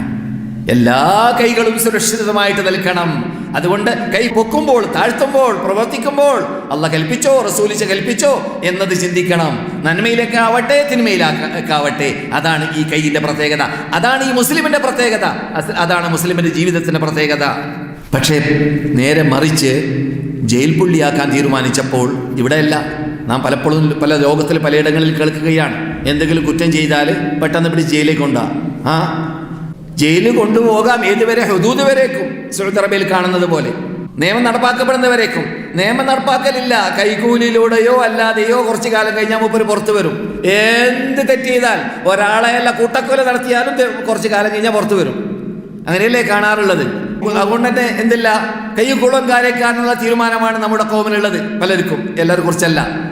ആരെയും കൊല്ലാം, എന്തും ചെയ്യാം, എന്തും പറയാം, എന്ത് തോന്നിവാസവും ചെയ്യാം. എന്തേ? കുറച്ച് കാശുണ്ടായാൽ മതി. ആ കാശിലൂടെ അയാൾക്ക് കൈക്കൂലി കൊടുക്കുക, ഇയാൾക്ക് കൈക്കൂലി കൊടുക്കുക, രക്ഷപ്പെടാന്നുള്ള നിഗമനമാണ്. അതില്ല, അത് ഇസ്ലാമിലില്ല. എന്തേ? അങ്ങനെയുള്ള നിയമം വന്നതുകൊണ്ട് തന്നെ കളവ് നിന്നിട്ടില്ല, കള്ളുകുടി നിന്നിട്ടില്ല, വ്യഭിചാരം നിന്നിട്ടില്ല, പരാക്രമം നിന്നിട്ടില്ല, ബലാത്സംഗം നിന്നിട്ടില്ല.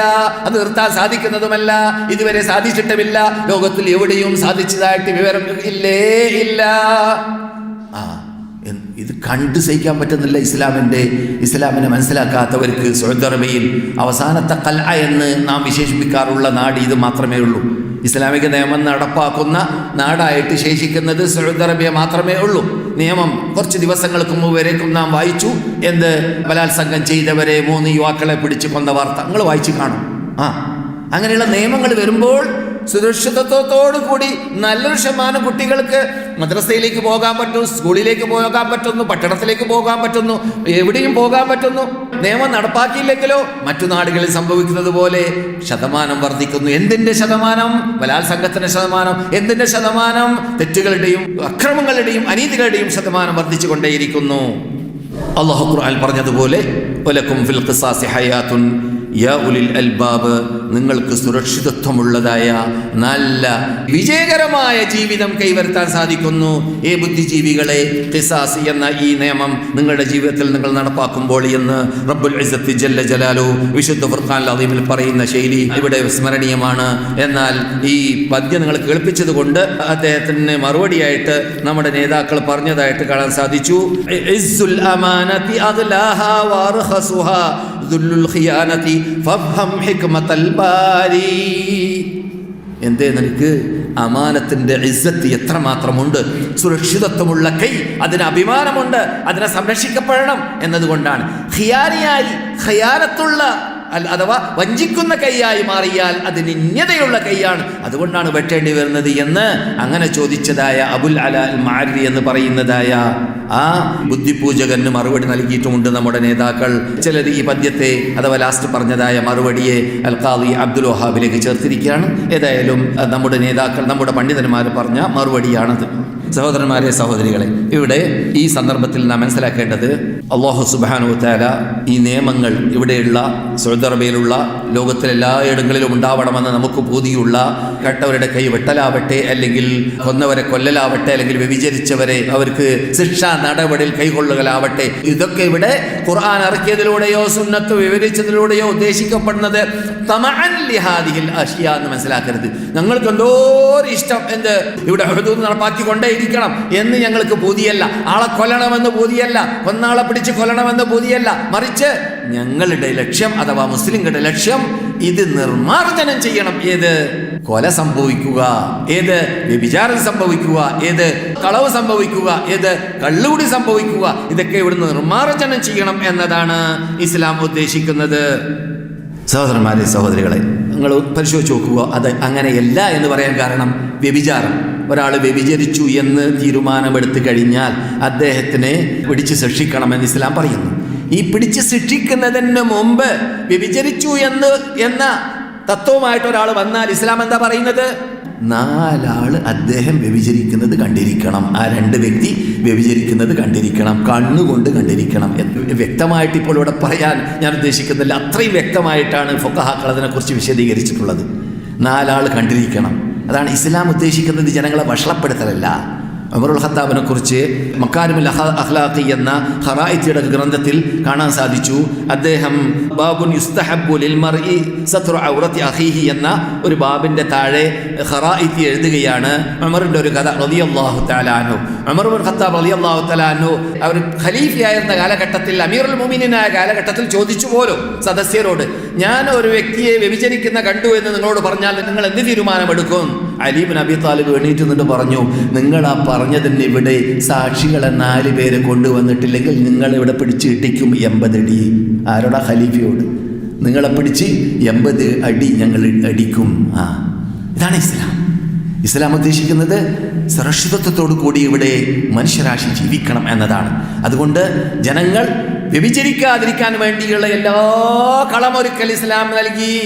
وقل للمؤمنين يغضوا من أبصارهم ويحفظوا فروجهم ذلك أزكى لهم وقل للمؤمنات يغضضن من أبصارهن ويحفظن فروجهن ولا يبدين زينتهن يا أيها النبي ദൂതരേ قل لأزواجك നിങ്ങളുടെ ഭാര്യമാരോട് നിങ്ങൾ പറയുക, وبناتك നിങ്ങളുടെ പെൺകുട്ടികളോട് നിങ്ങൾ പറയുക, നിസാഇൽ മുഅ്മിനീന മുസ്ലിം ലോക സ്ത്രീകളോട് നിങ്ങൾ പറയുക. എന്ത് പറയണം? യുദ്നീന അലൈഹിന്ന മിൻ ജലാബീബിഹിന്ന. ഇന്ന് ഫാഷൻ പരേഡുമായി നടക്കുന്ന തൗഹീദിന്റെ വക്താക്കളാണ് എന്ന് തന്നെ പറയുന്നവരുടെ സ്ത്രീകൾ ഇവിടെ ഉംറയ്ക്ക് വേണ്ടി ഹജ്ജിന് വേണ്ടി വരുമ്പോൾ കാണുമ്പോൾ ഞങ്ങൾ ഞെട്ടിപ്പോവുകയാണ്, പ്രയാസപ്പെട്ടു പോവുകയാണ്. പേശം പെരടുമായിട്ടാണ് ഹജ്ജിന് വേണ്ടി ഉംറയ്ക്ക് വേണ്ടി പലരും വരാറുള്ളത്. എല്ലാവരെ കുറിച്ചല്ല, പലരും വരാറുള്ളത്. സുബ്ഹാനല്ലാഹ്. അന്യപുരുഷന്മാരുമായിട്ട് അവര് ഒരേ റൂമിൽ താമസിക്കുന്നതിലും അവരിൽ നിന്നിട്ട് പലർക്കും മടിയില്ല. കാരണം അവർക്ക് ബിസിനസ് നടക്കണം, അവർക്ക് ഉംറ നടക്കണം, അവർക്ക് ഹജ്ജ് നടക്കണം. അതൊക്കെ ഇസ്ലാമീകരിക്കണമെന്ന നിർബന്ധം പലർക്കും ഇല്ല എന്നതാണ് ഖേദം. അത് സംഭവിക്കരുത് എന്നതുകൊണ്ടാണ് റസൂലുള്ളാഹി സ്വല്ലല്ലാഹു അലൈഹി വസല്ലം മഹറമില്ലാതെ ഹജ്ജും ഉംറയും പാടില്ല എന്ന് ഹജ്ജും ഉംറയും പറയുമ്പോൾ തന്നെ പ്രത്യേകം റസൂലുള്ളാഹി സ്വല്ലല്ലാഹു അലൈഹി വസല്ലം ഉണർത്താൻ കാരണം ഇതൊക്കെ ഉള്ളതോടുകൂടി, ഇതൊക്കെ അറിയുന്നതോടുകൂടി പ്രസംഗത്തിലോ ഖുതുബയിലോ പ്രഭാഷണങ്ങളിലോ അല്ലെങ്കിൽ ഹാജിമാർക്കോ ഉംറക്കാർക്കോ നടത്തുന്ന ട്രെയിനിങ്ങിലോ വരെ പറയാറില്ല. നമ്മുടെ ഖൗം പലരും പറയാറില്ല. കാരണം അവർ കൊണ്ടുപോകുന്നത് 100 ആളെയാണ്, അതിൽ 70 പെണ്ണാണ്. പെണ്ണുങ്ങൾക്ക് ആരാ മെഹറം? മൂപ്പരാണ് എല്ലാവരുടെയും മെഹറം. ഒരാൾ 70 ആളെ മെഹറം. അതൊന്നും പറയൂല. ഇതാണ് നാം കാണുന്നത്. ഇതൊക്കെ ഒരു നാടകമായി നാം കാണാണ്. ഇവന് ധൈര്യസമേതം പറയാൻ പറ്റുന്ന സംഭവമാണ്. കാരണം ഞാൻ എൻ്റെ കഴിവനുസരിച്ചിട്ട് ഇടയ്ക്കിടെ അവർക്കൊക്കെ ക്ലാസ് എടുക്കാൻ പോകുന്ന മനുഷ്യനാണ്. മനസ്സിലായില്ലേ? പറഞ്ഞു വരുന്നത് ഇങ്ങനെയുള്ള ദുരിത ചുറ്റുപാടിൽ നിന്നിട്ട്, അന്തരീക്ഷത്തിൽ നിന്നിട്ട് ദൂരീകരിക്കാൻ ഇസ്ലാം എന്ത് ചെയ്തു? കളമൊരുക്കി. എങ്ങനെയുള്ള കളമൊരുക്കലാണ്? വ്യഭിചരിച്ച ആളെ കണ്ടില്ല, കിട്ടിയില്ല. അവസാനം ഒരു മായിസ് വന്നു റളിയല്ലാഹു തആല അൻഹു. റസൂൽ ചോദിച്ചു, നിങ്ങൾ ചുംബിച്ചു പോയതായിരിക്കാം, നിങ്ങൾ തൊട്ടുപോയതായിരിക്കാം, നിങ്ങൾ നോക്കിപ്പോയതായിരിക്കാം. കാരണം ഇസ്ലാം ഉദ്ദേശിക്കുന്നത് ശിക്ഷിക്കലല്ല, ശിക്ഷാ നടപടികൾ കൈക്കൊള്ളലല്ല. അങ്ങനെയാണ് ഇസ്ലാം പഠിപ്പിച്ചത്. ഒരു സഹാബിയായ നമ്മുടെ നേതാവായ ഒരു നേതാവ് ഒരു പെണ്ണിനെ ചുംബിച്ചു പോയി. ആദ്യ കാലഘട്ടത്തിലാവുമ്പോൾ അറിവില്ലാതെ വന്നു പോകും. ഉടനെ തന്നെ അയാൾക്ക് ഷോക്കടിച്ചു. പലപ്പോഴും ഞാൻ കേൾപ്പിച്ചിട്ടുണ്ട്. സംഭവം ബുഖാരിയിലാണ്, മുസ്ലിമിലാണ്. ഓടി വരുന്നു അല്ലാഹുവിന്റെ റസൂലിന്റെ ഹദ്റത്തിലേക്ക്. റസൂലിനെ തന്നെ എവിടെയെന്ന് പരിചയമില്ല. പരിചയമില്ല. കണ്ടവരോടൊക്കെ ചോദിക്കുന്നു, എവിടെ റസൂൽ, എവിടെ റസൂൽ, എവിടെ റസൂൽ? അവസാനം കാണിച്ചു കൊടുത്തു, അതാ റസൂൽ ഇരിക്കുന്ന. പോയി റസൂലോട് പറഞ്ഞു, റസൂലേ ഞാൻ മഹാപാപം ചെയ്തു പോയി, ഒരു പെണ്ണിനെ അന്യ സ്ത്രീയെ ചുംബിച്ചു പോയി. റസൂലുള്ളാഹി സ്വല്ലല്ലാഹു അലൈഹി വസല്ലം പ്രയാസപ്പെട്ടു. കേട്ടപ്പോൾ സഹാബാക്കളും പ്രയാസപ്പെട്ടു. അല്ലാഹു സുബ്ഹാനഹു വ തആല അതിന് അവിടെ ആയത്തിറക്കി. എന്താണ് ആയത്ത്? അഖിമിസ്സലാത്ത തറഫൈന്നഹാരി വസുലഫൻ മിനൽ ലൈൽ ഇന്നൽ ഹസനാതി യുദ്ഹിബുനസ്സയ്യിആത് ദാലിക ദിക്റാ ലിദ്ദാകിരീൻ. അഞ്ചാമത് കൃത്യമായിട്ട് നമസ്കരിക്കുക. ചെറുദോഷങ്ങളൊക്കെ അതിലൂടെ ശുദ്ധീകരിക്കപ്പെടും. ഇത് ചിന്തിക്കുന്നവർക്ക് ചിന്തിക്കാൻ മാത്രമുള്ളതായ തത്വമാണ്. അപ്പോൾ വല്ല അപകടത്തിൽ വല്ലരും വിട്ടുപോയാൽ പാശ്ചാത്തപിക്കാനുള്ള ചാൻസ് ഉണ്ട്. ശുദ്ധിയുള്ള ഒരു ഉമ്മത്തിനെ വാർത്തെടുക്കലാണ് റസൂലുള്ളാഹി ഇവിടെ ചെയ്തത്. എന്നല്ലാതെ കൊലയാളികളെയും കൊല്ലുന്നവരെയും കൊല്ലാൻ പുതിയ വെച്ച് ജീവിച്ചവരെയും അല്ല ഇവിടെ വാർത്തെടുത്തത്. അത് മനസ്സിലാക്കണം. അങ്ങനെ പറഞ്ഞു നടക്കുന്നവർ ഒരിക്കലും അല്ല, ഇസ്ലാം അങ്ങനെ ചെയ്തിട്ടില്ല. അവസാനത്തെ ഒരു ചോദ്യം ആ ഹദീസിൽ എന്നെയും നിങ്ങളെ ഞെട്ടിപ്പിക്കുന്ന ചോദ്യമാണ്. കൂട്ടത്തിൽ ഒരാൾ ചോദിച്ചു, റസൂലേ ഇത് ഞങ്ങൾക്ക് മാത്രമാണോ എല്ലാവർക്കുമാണോ? റസൂലിന്റെ മറുപടി, ഖിയാമത്ത് നാൾ വരെ എൻ്റെ ഉമ്മത്തുകൾക്കുള്ളതാണ്. ഖിയാമത്ത് നാൾ വരെ എൻ്റെ ഉമ്മത്തുകൾക്കുള്ളതാണ്. ഇത് നബിയുനാ മുഹമ്മദ് റസൂലുള്ളാഹി സ്വല്ലല്ലാഹു അലൈഹി വസല്ലം. അപ്പോൾ അങ്ങനെയുള്ള തൗബയുടെ വാതിലിനെ മുമ്പ് വെച്ചിട്ട് ജീവിക്കുന്നവരാണ് മുസ്ലിങ്ങൾ. അങ്ങനെയുള്ളവരെ സംബന്ധിച്ചിടത്തോളം ഇത്രയും വിശാലമായ അനുഗ്രഹം ചെയ്ത റബ്ബിന്റെ മുമ്പിൽ തെറ്റ് ചെയ്യാനോ എന്ന ആ കുറ്റബോധത്തോടുകൂടി ജീവിക്കുമ്പോൾ ഒരിക്കലും തെറ്റ് ചെയ്തു പോകുന്നതല്ല, തെറ്റിലേക്ക് അവർ പ്രവേശിക്കുന്നതുമല്ല. തെറ്റിൽ നിന്നിട്ട് മുക്തരാവാൻ കടലും കടലാടിയുമായുള്ള ചേഞ്ച് അവരുടെ ജീവിതത്തിൽ ഉണ്ടാക്കിയെടുക്കാൻ അവർ പരിശ്രമിക്കും. അതാണ് സഹാബാക്കളിൽ നിന്നിട്ടുണ്ടായത്. അങ്ങനെയുള്ള ആ സഹാബാക്കളുടെ കാലഘട്ടത്തിൽ സുബ്ഹാനല്ലാഹ് കളവ് സംഭവിക്കലേ ഇല്ല. അവസാനം കട്ടുപരിചയമില്ലാത്തൊരു സമൂഹം നിർബന്ധിതാവസ്ഥയിൽ മരിക്കേണ്ടി വന്നു പോകുമെന്ന് തോന്നിയപ്പോൾ ആമുർ റമാദ എന്നൊരു പരീക്ഷണത്തിന്റെ കാലഘട്ടം ഉമറുൽ ഖത്താബിന്റെ കാലഘട്ടത്തിൽ മദീനയിൽ വിട്ടുകിടന്നു. ശുബ്ഹാത്തുകൾ ഹുദൂദുകളെ തള്ളും, അത് ക്യാൻസൽ ചെയ്യും എന്നതിലേക്കുള്ള തെളിവായിട്ട് ഉസൂലികൾ, 4 മദ്ഹബിന്റെ ഇമാമുകൾ അടക്കമുള്ള ഉസൂലികൾ ലാഹിരികൾ ഒഴിച്ച് എല്ലാവരും യോജീകരിക്കുന്ന ഒരു തത്വമാണത്. ഏത് ശുബ്ഹാത്തുകൾ ഉണ്ടായാൽ ഹുദൂദുകളെ തള്ളപ്പെടും. ഉമറുൽ ഖത്താബ് എന്ത് ചെയ്തു? ആ കാലഘട്ടത്തിൽ കട്ടവരെ ആരുടെയും കൈവെട്ടിയില്ല. എന്ത് കൈവെട്ടാത്തത്? എല്ലാവർക്കും അവിടെ ഭക്ഷണമില്ലാതെ പന്നി മാംസം വരെ തിന്നാൽ അനുവദിക്കപ്പെട്ട സമയം പോലത്തെ സമയമാണ്. തിന്നാനൊന്നുമില്ല. അങ്ങനെ പലരും പലരുടെയും ഭക്ഷണങ്ങൾ അങ്ങുമിങ്ങും കിട്ടുന്നതും കണ്ടതൊക്കെ തിന്ന് ജീവനെ രക്ഷിക്കാൻ വേണ്ടി പാടുപെടേണ്ട ഒരു പരിശ്രമം ഉണ്ടായി. നമുക്ക് ഇതുവരെ അങ്ങനെയൊന്നും ഉണ്ടായിട്ടില്ല. നാം അള്ളാഹുവിന് അങ്ങേറ്റം നന്ദി ചെയ്യേണ്ടതുണ്ട്. ഇത് ഉമറുൽ ഖത്താബിന്റെ കാലഘട്ടത്തിൽ മദീനത്ത് സംഭവിച്ചതാണ്. അങ്ങനെയുള്ള ആമുർ റമാദി എന്ന കാലഘട്ടത്തിൽ അങ്ങനെയുള്ള ഒരു പരീക്ഷണം ഉണ്ടായ സന്ദർഭത്തിൽ ആരും കട്ടപ്പോൾ വെട്ടിയിരുന്നില്ല കൈ എന്ന് അവരുടെ ചരിത്രത്തിൽ കാണാൻ സാധിക്കുന്നതാണ്. എന്തായത് അതുകൊണ്ട് പറഞ്ഞു വരുന്നത്, ഇസ്ലാം ഇവിടെ വെട്ടൽ ഉദ്ദേശിക്കുന്ന മതമല്ല, ഇവിടെ കൊല്ലൽ ഉദ്ദേശിക്കുന്ന മതമല്ല. അതുകൊണ്ടാണ് മായിസിനോട് ചോദിച്ചത്, നിങ്ങൾ നോക്കിപ്പോയതായിരിക്കും, നിങ്ങൾ ചുംബിച്ചു പോയതായിരിക്കും, നിങ്ങൾ തൊട്ടുപോയതായിരിക്കും എന്നൊക്കെ പറഞ്ഞത്. അവസാനം അദ്ദേഹത്തിന് നിർബന്ധം, പരലോകത്തിൽ അല്ലാഹു സുബ്ഹാനഹു വ തആല നരകശിക്ഷയുണ്ട് എന്ന് സൂറത്തുൽ ഫുർഖാനിലും അങ്ങനെ പലയിടങ്ങളിലും വ്യഭിചാരത്തെക്കുറിച്ച് പറഞ്ഞപ്പോൾ അല്ലാഹു സുബ്ഹാനഹു വ തആല നരകത്തിൽ കടക്കേണ്ടി വരും എന്ന് തീർത്ത് പറഞ്ഞത് ഓർത്തിട്ട് അല്ലാഹുവിന്റെ ആ നരക അഗ്നിയിൽ പെടാൻ എന്നെ കൊണ്ട് സാധിക്കൂല, അതുകൊണ്ട് ഭൂമിയിൽ നിന്നിട്ട് കിട്ടുന്ന കല്ലേറ് കിട്ടട്ടെ, അതിൽ എൻ്റെ ശരീരം അസകലം ചെയ്തതായ പാപമാകുന്ന വ്യഭിചാരത്തിന് ശിക്ഷ ഞാൻ അനുഭവിക്കട്ടെ എന്ന് അദ്ദേഹം തീരുമാനിച്ചത് കൊണ്ടാണ് അദ്ദേഹത്തിന് റസൂലുള്ളാഹി സ്വല്ലല്ലാഹു അലൈഹി വസല്ലം കൊന്നത്. ഇല്ലെങ്കിൽ അദ്ദേഹത്തിന് അതെ ഞാൻ തൊട്ടുപോയതാണ് റസൂലെ, ഞാൻ പോവായിരുന്നു. റസൂൽ പിടിച്ചിട്ട് അല്ലടാ നീ വെച്ചിട്ടുണ്ടടാ എന്ന് പറഞ്ഞോ? ഇല്ല, അതെ ഞാൻ ചുംബിച്ചു പോയതാണെന്ന് മുമ്പർക്ക് പോകാമായിരുന്നു. മനസ്സിലായില്ലേ? അതൊന്നും കാട്ടിയതല്ല. അദ്ദേഹം പറഞ്ഞ അല്ല, എന്താ ഉമർ പറഞ്ഞത്? എന്നെ ശുദ്ധിയാക്കണം റസൂല്, എന്നെ ശുദ്ധിയാക്കണം റസൂല് എന്നാണ് അദ്ദേഹം പറഞ്ഞത്. അങ്ങനെ ഏക കൈ കൊണ്ടെണ്ണ മാത്രമുള്ള സംഭവമല്ലാതെ ഇവിടെ ജീവിച്ച 10,000-കണക്കിന് സഹാബാക്കളെ, ലക്ഷക്കണക്കോളം വരുന്ന സഹാബാക്കളുടെ ഇടയിൽ ഉണ്ടായോ? ഉണ്ടായിട്ടില്ല. അതുകൊണ്ട് മുസ്ലിം ഭരണകൂടം, ഇസ്ലാമിന്റെ നിയമം അത് കൊലയാണ്, ജനങ്ങളെ വധിക്കലാണ്, ശിക്ഷാ നടപടികളാണെന്ന് പറഞ്ഞുകൊണ്ടുള്ളതായ ആ കുപ്രചരണം അത് നിർത്തിവെക്കണം. അത് യാഥാർത്ഥ്യം അല്ല. സുബ്ഹാനല്ലാഹ്. എന്നിട്ട് ഈ വ്യഭിചരിക്കപ്പെട്ട പെണ്ണ് സ്വന്തം തന്നെ വരികയാണ്. എന്നിട്ട് വാദിക്കുകയാണ്. റസൂൽ പറഞ്ഞു, മായിസിനോട് പറഞ്ഞ രൂപത്തിലൊക്കെ പറഞ്ഞു നോക്കി. അല്ല, മായിസ് വ്യഭിചരിച്ചത് എന്നെയാണ്, എൻ്റെ പള്ളയിൽ കുട്ടിയുണ്ട്, ആ വ്യഭിചാരത്തിലൂടെ കുട്ടിയുണ്ട്, മടങ്ങിപ്പോകാൻ വേണ്ടി പറഞ്ഞു. എന്ത്? കുട്ടി ജനിക്കട്ടെ, എന്നിട്ട് വന്നാൽ മതി. കുട്ടി ജനിച്ച ശേഷം വീണ്ടും വന്നു, എന്നെ ശുദ്ധിയാക്കണം, മായിസിനെ എറിഞ്ഞതുപോലെ എന്നെ എറിഞ്ഞു കൊല്ലണം. റസൂലുള്ളാഹി സ്വല്ലല്ലാഹു അലൈഹി വസല്ലം പറഞ്ഞു, നിങ്ങൾ 2 കൊല്ലം കുട്ടിക്ക് മുല കൊടുക്കണം, എന്നിട്ട് കുട്ടി മുല കൂടി ഒഴിവാക്കി ഇപ്പോൾ ജീവിക്കാൻ സ്വയം സാധിക്കുമെന്ന രൂപത്തിലായി കഴിയുമ്പോൾ വന്നാൽ മതി. അങ്ങനെ വീണ്ടും മൂപ്പര് തന്നെ മടങ്ങി വരുന്നു. കൂടെ പോലീസിനെ അയച്ചില്ല, കൂടെ ഷുർത്തിയെ അയച്ചില്ല, അവരുടെ വീട് മാർക്ക് ചെയ്ത് വരാൻ വേണ്ടി ഇല്ല, അവരോട് പോയിക്കോന്ന് പറഞ്ഞതാണ്. അവർ സ്വയം വരികയാണ്. അതാണ് ഈമാൻ. അങ്ങനെയുള്ള ഉമ്മത്തിനെയാണ് റസൂൽ വാർത്തെടുത്തത്. ആ സ്ത്രീ തന്നെ മടങ്ങി വരുന്നു. ആ വരുമ്പോൾ ചില റിപ്പോർട്ടുകളിൽ കാണുന്നു റഗീഫ് അവരുടെ കയ്യിലാണ്, കുട്ടിയുടെ കയ്യിലാണ്. കാരണം റസൂൽ എന്നെ മടക്കിക്കളയരുത് എന്നത് ഓർത്തുകൊണ്ട്, ഞാൻ ഈ കുട്ടി ഭക്ഷണം കഴിക്കാനായിട്ടില്ല എന്ന് പറഞ്ഞിട്ട് റസൂൽ എന്ന ശിക്ഷാ നടപടികൾ കൈക്കൊള്ളാതെ മടക്കിക്കളയരുത് എന്നത് ഓർത്തുകൊണ്ട് ആ കുട്ടിയുടെ കയ്യിൽ റഗീഫ് അഥവാ റൊട്ടിയും കയ്യിൽ കൊടുത്തിട്ടാണ് കൊണ്ടുവന്നത് എന്നാണ് ചില റിപ്പോർട്ടുകളിൽ കാണുന്നത്. അതാണ് യഥാർത്ഥ മുസ്ലിങ്ങൾ. അങ്ങനെയുള്ള മുസ്ലിങ്ങളെ വാർത്തെടുക്കലാണ് ഇസ്ലാം ഉദ്ദേശിക്കുന്നത്. അങ്ങനെയുള്ള മുസ്ലിങ്ങളെ വാർത്തെടുത്ത മതമാണ് ഈ ഇസ്ലാം മതം. ആ നാടാണ് ഈ മദീന, ആ നാടാണ് ഈ മക്ക, ആ നാടാണ് സൗദി അറേബ്യ. അതുകൊണ്ട് ഇങ്ങനെയുള്ളതായ ഇസ്ലാമിന്റെ വിധിവിലക്കുകളെ തള്ളിപ്പറയുക എന്നത് അത് അപകടമാണ് എന്നതാണ് മുസ്ലിങ്ങളിലേക്കും ഇസ്ലാമിലേക്കും ചേർത്ത് പറയുന്നവരിൽ നിന്നിട്ട് പലരും ചെയ്യുന്നുണ്ടെങ്കിൽ അവരോട് നമുക്ക് പറയാനുള്ളത്, അവരെയെല്ലാം അല്ലാഹു ഹിദായത്തിലേക്കും സന്മാർഗത്തിലേക്കും നയിക്കട്ടെ. ഒരു ഹദീസ് മാത്രം അർത്ഥം വെച്ച് നിർത്തിക്കളയാം. ഇസ്ലാം ഉദ്ദേശിക്കുന്നത് മുസ്ലിങ്ങളുടെ സുരക്ഷിതത്വമാണ്. ഈ സുരക്ഷിതത്വത്തിൽപ്പെട്ടതാണ് എന്ത്? പകർച്ചവ്യാധികൾ വ്യാപകമാവാതിരിക്കലാണ്. കൊറോണയാവട്ടെ, എയ്ഡ്സ് ആവട്ടെ, എന്തെല്ലാം ഇന്ന് ലോകത്തിൽ അറിയപ്പെട്ടതായ ആധുനിക രോഗങ്ങളുണ്ടോ അവളോടെല്ലാം മുസ്ലിം ഉമ്മത്ത് മുഹമ്മദ് അതിനോട് വിടവാങ്ങാനുള്ള ചുറ്റുപാട് അന്തരീക്ഷം ഉണ്ടാക്കിയെടുക്കലാണ് ഇസ്ലാം ഉദ്ദേശിക്കുന്നത്. എന്തിലൂടെ? വ്യഭിചാര നിർമ്മാർജ്ജനത്തിലൂടെ, വ്യഭിചാരത്തെ വിരോധിക്കലിലൂടെ, വ്യഭിചാരം ചെയ്തവർക്കും അതുപോലെ തന്നെ ബലാത്സംഗം ചെയ്തവർക്കും അവർക്കുള്ളതായ തക്കതായ പ്രതികാരം നൽകലിലൂടെ എന്നല്ലാതെ ശിക്ഷാ നടപടി എടുക്കാനുള്ള ആ പൂതി കൊണ്ടും ആഗ്രഹം കൊണ്ടും അല്ല. ഇസ്ലാമിന് അങ്ങനെയുള്ള പൂതി ഇല്ലേ ഇല്ല. അത് മനസ്സിലാക്കണം. റസൂൽ ചോദിക്കുന്നു, യാ മാശറൽ മുഹാജിരീൻ ഖിസാലുൻ ഖംസ്, 5 കാര്യം ഇദബ്തുലീതും ബിഹിന്ന, നിങ്ങൾ ആ 5 കാര്യത്തിൽ പരീക്ഷിക്കപ്പെട്ട് കഴിഞ്ഞാൽ അഊദു ബില്ലാഹി അൻ തുദ്രികുഹുന്ന, നിങ്ങൾക്കത് വരാതിരിക്കട്ടെ എന്ന് ഞാൻ അല്ലാഹുവോട് ചോദിക്കുന്നു. അതിൽ ഒന്നാമത്തെ കാര്യം ലൻ തദ്ഹറിൽ ഫാഹിഷതു ഫീ ഖൗമിൻ ഖത്തു, ഒരു വിഭാഗത്തിൽ വ്യഭിചാരം വ്യാപകമായി കഴിഞ്ഞാൽ ഹത്താ യുഅ്ലിനു, അത് വ്യാപകമായി ഇഅ്ലാൻ ചെയ്ത് പരസ്യമായി അതിനുള്ള പ്രത്യേക സ്ഥലങ്ങൾ, വ്യഭിചാര സ്ഥലങ്ങൾ, പീല ഹൗസ് എന്ന പേരിൽ ബൊംബെയിലേക്ക് അറിയപ്പെടുന്നത് പോലെ ഹൗസുകൾ ഉണ്ടായി, അതിനുവേണ്ടി പ്രത്യേക സ്ഥലങ്ങൾ ഉണ്ടായി കഴിഞ്ഞാൽ റസൂൽ പറയുന്നു ഇല്ലാ ഫശാ ഫീഹിം മുത്താഊൻ, അങ്ങനെയുള്ളവരിൽ പകർച്ചവ്യാധി വ്യാപകമാവാതിരിക്കുന്നതല്ല.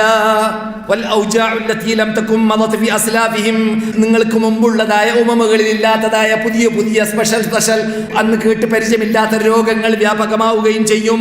എയ്ഡ്സ് എന്ന് വെച്ചോട്ടെ പേര്, കൊറോണ എന്ന് വെച്ചോട്ടെ, എന്തൊക്കെ പേര് ഇപ്പോൾ നാം കേൾക്കുന്നുണ്ട്, അതൊക്കെ അതിൽ പെട്ടതായിരിക്കാം. മനസ്സിലായില്ലേ? അതുകൊണ്ടാണ് മുസ്ലിങ്ങളിൽ സ്നേഹവും മുസ്ലിങ്ങളോട് ബഹുമതിയും ബഹുമാനവും ജപ്പാനികൾക്കും ചൈനക്കാർക്കും വന്നു എന്ന വാർത്തകളൊക്കെ നാം വായിക്കുന്നു. നാം എന്തെങ്കിലും പറയല്ല. അവിടെയുള്ള നാടുകളിലൊക്കെ മുസ്ലിങ്ങളുടെ നിയമങ്ങളിൽ നന്മയുണ്ട്, അതിൽ നിന്നിട്ട് നമുക്ക് ജീവിച്ചു കിട്ടാൻ ചാൻസ് ഉണ്ട് എന്ന് അവർക്ക് തോന്നിയത് കൊണ്ടാണ്. മനസ്സിലായില്ലേ? നമ്മുടെ ടൈം അവസാനിച്ചു. ഞാൻ പണ്ട് പറയാറുള്ള ഒരു പദ്യം, ഇത് ഉൾക്കൊള്ളുന്ന പദ്യമുണ്ട്. ലൗലാ ശുയൂഖുൻ ലിൽ ഇലാഹി റുക്ഉ വസിബിയത്തും മിനൽ യതാമാ റുദ്ഉ വമുഹ്മലാത്തുൻ ഫിൽ ഫലാത്തി റുത്ഉ സുബ്ബ അലൈകുമുൽ അദാബുൽ ഔജഉ.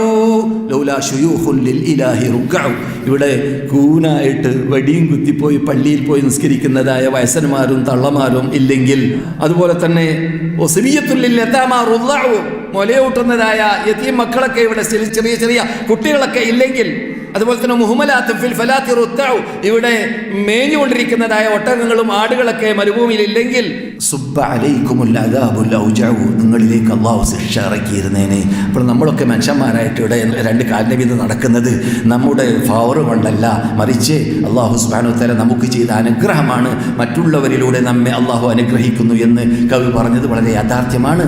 ഇങ്ങനെയുള്ള തെറ്റുകളൊക്കെ ചെയ്തവരെ സംബന്ധിച്ചിടത്തോളം അവരാണ് കാരണക്കാർ. എന്തിന്? ലോകത്ത് സംഭവിക്കുന്നതായ അനിഷ്ട സംഭവങ്ങൾക്ക്, ലോകത്ത് സംഭവിക്കുന്നതായ പകർച്ചവ്യാധികൾക്ക്, ലോകത്ത് സംഭവിക്കുന്നതായ പരീക്ഷണങ്ങൾക്ക്. ഇതൊക്കെ അല്ലാഹു സുബ്ഹാനഹു വ തആല നമ്മെ പരിശോധിക്കാൻ വേണ്ടി മാത്രം നൽകുന്നതായ ചില പരീക്ഷണങ്ങൾ മാത്രമാണ്. യഥാർത്ഥ ശിക്ഷ വനുദീഖന്നഹും മിനൽ അദാബിൽ അദ്നാ ദൂനൽ അദാബിൽ അക്ബരി ലഅല്ലഹും യർജിഊൻ, ചെറിയ ശിക്ഷകളെ കൊണ്ട് ഞാൻ നിങ്ങളെ ഭൂമിയിൽ വെച്ചിട്ട് പരിശോധിക്കും. ദൂനൽ അദാബിൽ അക്ബർ, ഭയാനകമായ പരലോക ശിക്ഷയല്ല അത്. ഇത് വെറും ബ്രേക്ക്ഫാസ്റ്റ് മാത്രമാണ്, ഡിന്നർ വേറെയുണ്ട്. ദൂനൽ അദാബിൽ അക്ബർ, അദാബുൽ അക്ബർ വേറെയുണ്ട്.